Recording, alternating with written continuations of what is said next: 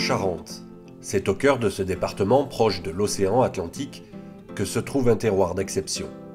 Ici, depuis plus de 300 ans, des milliers d'hectares de vignobles donnent naissance au cognac. Au cœur de cette appellation d'origine contrôlée, les domaines Francis Abécassis se démarquent par leur singularité et leur ampleur.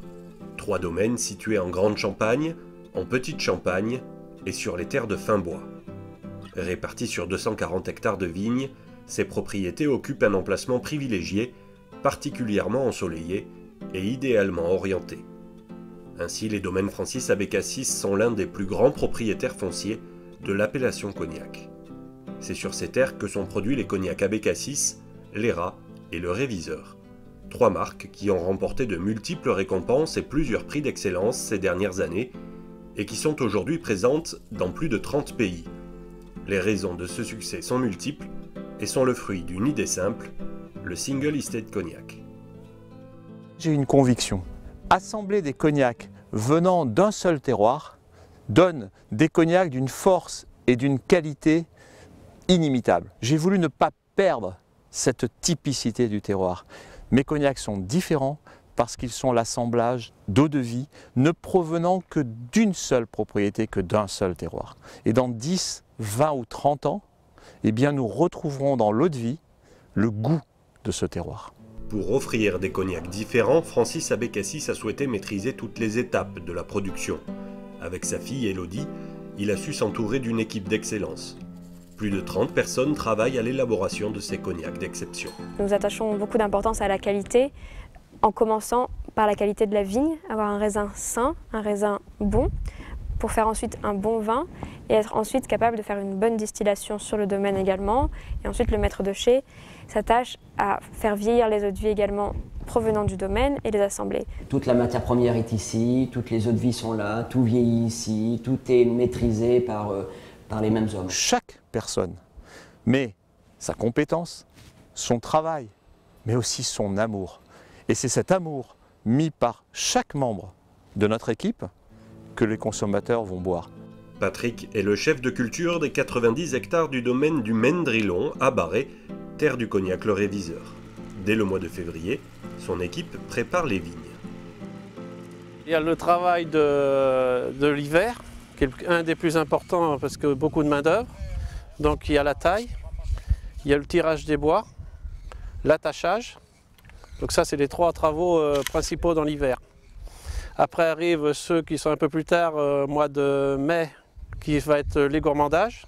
C'est-à-dire qu'on fait tomber toutes les pousses au pied, pour que toute la vigueur aille sur le pied. Et après, il y a les relevages, qui sont en général au mois de juin. Les vignes des domaines Francis Abécassis sont plantées exclusivement en cépage uni blanc, un cépage dont l'acidité permet de produire de bonnes eaux-de-vie. Les premières grappes commencent à apparaître au mois de juin, puis lorsque la maturité du raisin atteint un équilibre parfait entre le degré d'alcool potentiel et l'acidité, les vendanges peuvent commencer.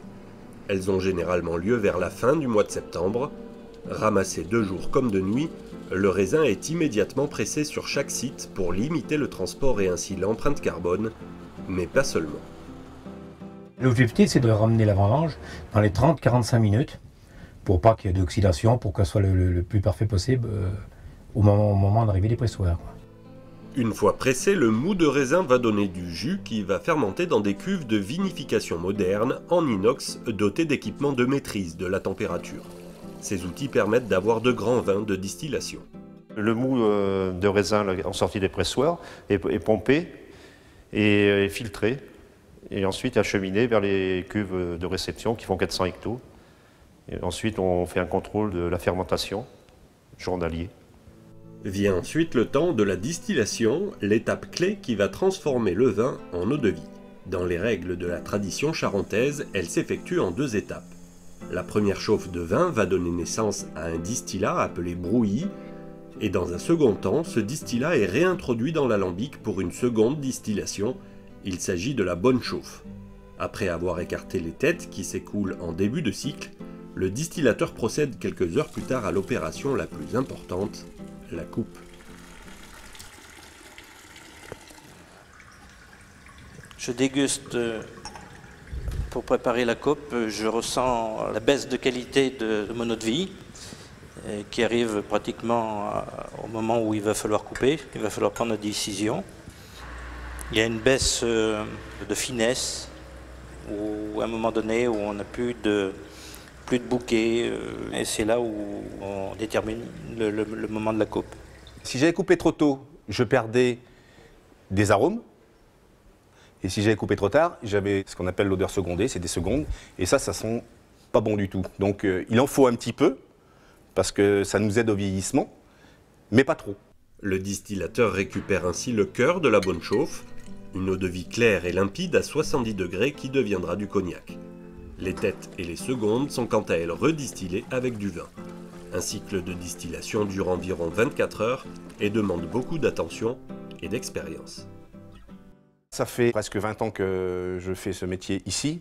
Et au début, on patinait un petit peu, on ne sait pas trop à quel moment couper. On est très très vigilant, on regarde beaucoup parce qu'on a des doutes. Et puis avec les années, l'expérience, on s'aperçoit que par rapport au degré du vin, par rapport au degré du brouillis, on sait que ça va être à 5 minutes près, ça va être à ce moment-là, quoi. La saison de distillation commence en novembre et s'arrête au plus tard le 31 mars de l'année suivant la vendange. Sur les domaines Francis Abécassis, chaque site possède sa distillerie et un distillateur dédié qui adapte sa méthode aux spécificités du terroir, comme ici à Barré, où naissent les eaux-de-vie du cognac Le Réviseur. Il y a plusieurs tailles d'alambic, il y a plein de volumes, mais nous, ici, c'est des 16 hectovolumes de charge, ce qui permet d'extraire le plus de fruits possible, le plus d'arômes, ce qui fait le caractère des eaux-de-vie du Réviseur. Des eaux-de-vie qui vont ensuite vieillir en fût.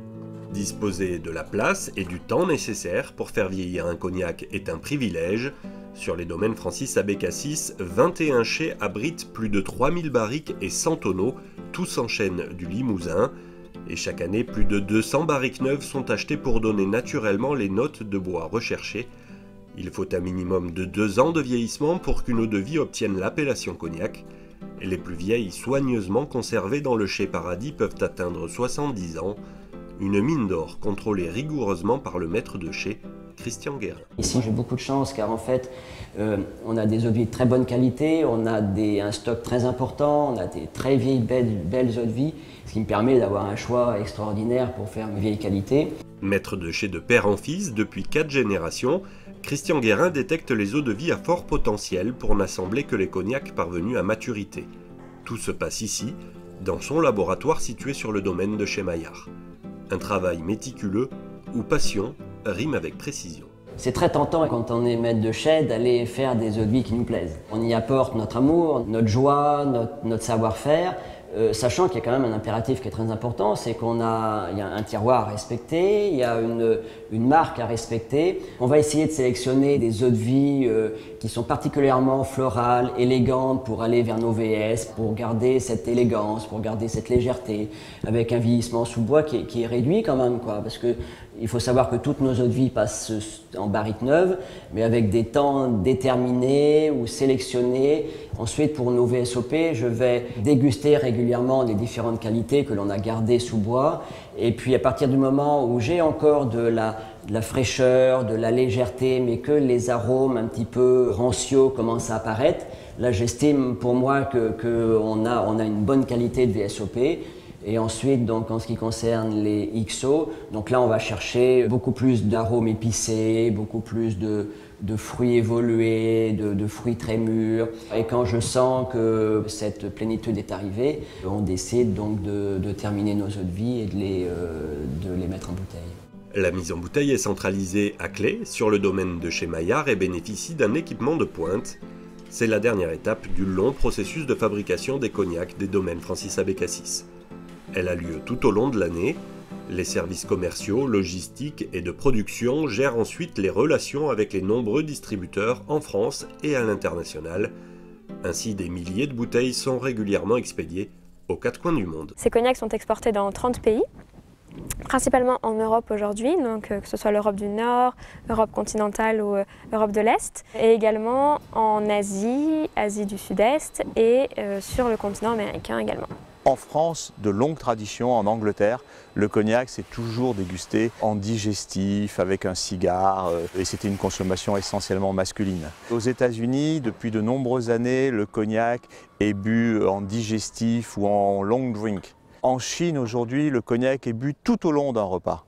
Tout cela dépend des pays, des époques. Les cognacs AB Cassis, l'ERA, Double Crown et le Réviseur sont aujourd'hui distribués dans des milliers d'épiceries fines et cavistes à travers le monde et sont présents sur les tables les plus prestigieuses.